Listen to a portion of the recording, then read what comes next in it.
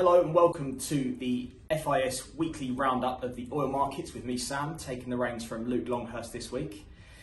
And I just want to start by giving a general overview of what's been moving the markets this week.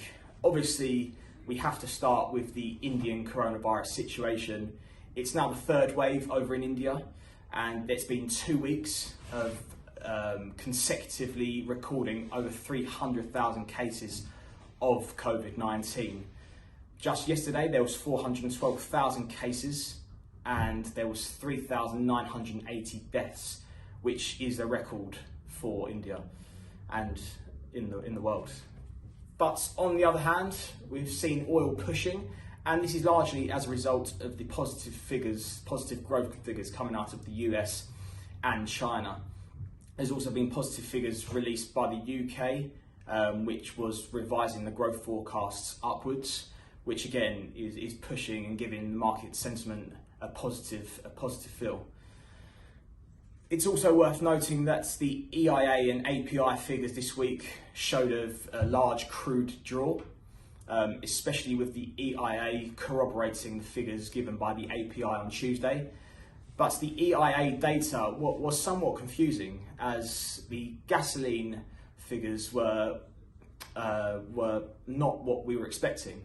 There was a 700,000 barrel build, and many analysts had predicted a 2 million barrel draw. Obviously, coming up to key driving season in the US, we would expect these figures to start falling as demand for travel and gasoline increases. But obviously, given over the last 18 months, restrictions on travel have been in place. So we look to see how this summer will be impacted, but generally we'll be looking to see these figures fall.